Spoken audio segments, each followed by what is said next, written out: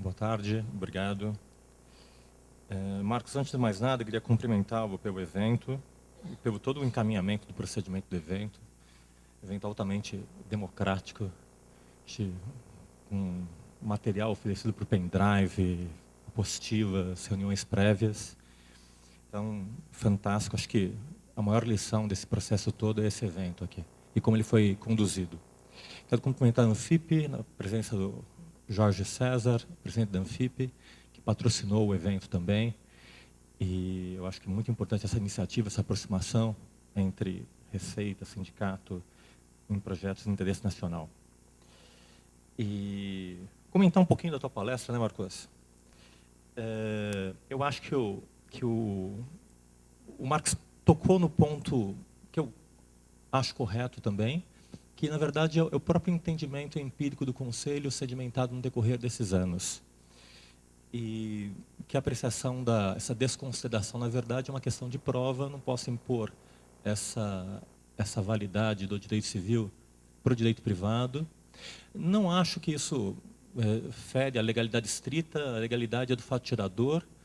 Na verdade, eu estou olhando para o fato ali, esses fatos que vêm como documentos, assim como as obrigações acessórias são documentos, não necessariamente tenho que impor a validade do direito privado à vontade do particular do direito privado para o direito tributário. Eu acho que continua sendo a estrita legalidade, porque o fato tirador é ganho de capital. O que eu estou desestruturando, na verdade, são operações. O próprio direito tributário usa, no caso, uma compra e venda, como um indício da transferência econômica e do ganho de capital. Então, não me parece que existe esse apego do direito tributário à estrutura civil especificamente. Uma observação interessante com relação à realidade econômica, eu fui fazer um curso de contabilidade para tentar aprender contabilidade com Arthur Ridolfo lá na GV, que é delegado na DENF também, e foi curioso que eu quase construí uma teoria da contabilidade, aproximando direito e contabilidade, quando eu descobri, o Arthur Ridolfo disse que é mais ou menos isso. O regime de competência, na verdade, ele trabalha com a eficácia jurídica das normas. Basta ocorrer o fato, já nasce a relação jurídica, eu já tenho uma situação jurídica realizável na demonstração contábil. Já o regime de caixa, ele não trabalha com a eficácia jurídica, ele trabalha com a eficácia social, com a efetividade. Nos seus termos, a realidade.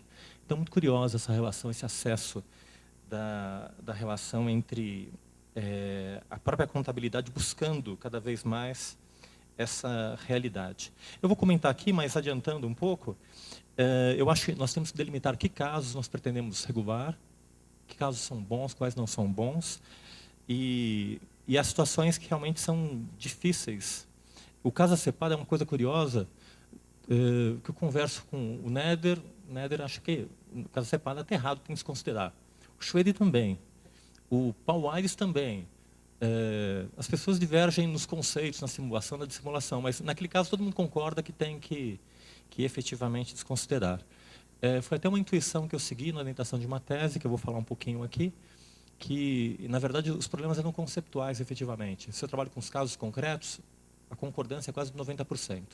Então, só tenho divergência, nesses casos, pelo menos, no que diz respeito aos conceitos. As pessoas discutem que é simulação, dissimulação, mas, no caso concreto, concordam. Agora, num caso mais difícil, como o caso Grandene, por exemplo, em que a opção do lucro presumido e do real foi oferecida e induzida pelo próprio ordenamento.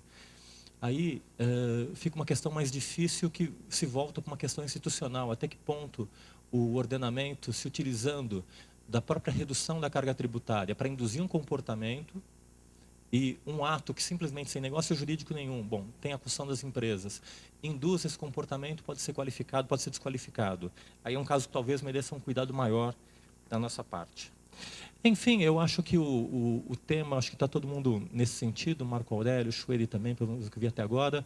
Não adianta ficar olhando para trás, tentando teorizar esse passado, que é complicado, cheio de sobreposições. A gente tem que olhar para o futuro. Nós temos aqui uma oportunidade de regular normas que vão mudar essa relação para o futuro, não para o passado. É o que eu chamo de direito tributário bossa nova. Ou seja, eu saio daquela tristeza, ninguém me ama, ninguém me quer, ninguém me chama de meu amor, volto cansada, vazia, não é? Ou coisa parecida, desencantada da vida, para um direito tributário que enaltece coisas nacionais, valores brasileiros, um momento importante que nós estamos vivendo, buscando uma regulação importante, um momento importante para sinalizar para o investidor internacional, para os investidores nacionais, dar mais segurança, mais certeza. E não por acaso, vejam só como cabe a questão do direito tributário de Bossa Nova, o Marcos, sobre ser Marcos, também é Vinícius, não é? Enfim, eu acho que é um momento especial e de olhar as patologias, o que a gente aprendeu até agora, e olhar para frente, de uma forma diferente. Como é que eu troco aqui, Marcos? Aqui? Pronto. Bom, essa aí é o tema da fala. Eu usei esse filme numa exposição que eu fiz na semana retrasada aqui, nos 85 anos do Conselho. É o final do filme Blow Up, em que um grupo vai jogar tênis, todos pintados, e dentro de uma quadra, na verdade, eles estão jogando, outro joga, mas ninguém vê a bolinha, ninguém vê a raquete, eles estão fazendo mímica que estão jogando tênis, não é? Ou estão jogando tênis de verdade, eu não sei, mas não aparece a raquete nem a bolinha. E um fotógrafo de fora, do filme da Antonioni, ele olha e não consegue entender aquele jogo. E fica olhando perplexo aquele jogo, e todo mundo olhando a bolinha para cá e para lá, mas não tem bolinha. Quem usou essa cena foi o Torquato Castro, o livro que está com a Lúcia. Quando ele foi analisar no direito privado o problema das nulidades, ele chegou à conclusão que no direito privado os juristas não sabem o que falam. Usam as palavras, ninguém está vendo a bolinha, ninguém está vendo os instrumentos que utilizam, ninguém está vendo nada. E fica um jogo de loucos, de surdos e mudos. Nesse filme, ele fica vendo o jogo até que um momento o cara bate a bolinha bem alta, e aí eles pedem, pega a bolinha, e o cara olha, pegar a bolinha? Ele olha e não vê nada, né? Ele sai fora da quadra, pega aquilo ali, dá 2 batidinhas e devolve para eles, né? Ou seja, os players fora do direito têm que fingir que estão entendendo o que está acontecendo para poder estar compartilhando aquela linguagem com os juristas. Ou seja, no próprio direito privado, é muito difícil encontrar pactos em relação à nulidade e anulação do negócio jurídico. Enfim, a impressão é essa, que a gente está jogando um jogo que ninguém está entendendo. E é um momento da gente mudar as regras desse jogo para a gente poder enxergar as raquetes, enxergar a bolinha e entender o jogo. É como beisebol, que eu nunca consigo entender até hoje. Apesar que beisebol tem a bolinha.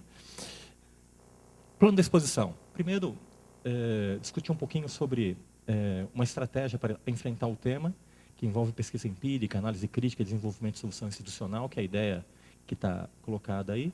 10 premissas para refletir sobre problemas que geram o planejamento. O planejamento é uma patologia, então tem que fazer um diagnóstico e identificar as verdadeiras causas do planejamento, sob pena de tentar fazer o desenho, uma maquiagem jurídica para resolver o problema, e que não resolve nada, na verdade. O problema é muito maior, decorre de problemas mais sérios e estruturais do direito. Outra que eu acho que vai ser útil talvez aqui, Marcos, eu pensei como poderia ajudar a identificar os stakeholders, ou seja, que órgãos, pessoas estão envolvidas no planejamento. Se eu quero regular condutas numa regra, eu tenho que pensar que pessoas eu quero regular a conduta. É só do contribuinte que eu tenho que fazer com que ele deixe de ser mau e antiético para ser um bom contribuinte, ou eu tenho que modificar condutas de outros players também que atuam junto ao contribuinte. Depois, enfrentar a questão derradeira da minha fala, que é a possibilidade da criação de um procedimento administrativo prévio ao lançamento para exame da validade do negócio jurídico. E, por fim, conclusões pessoais. Esse é um tema altamente subjetivo, eu me dou ao luxo também de fazer conclusões subjetivas.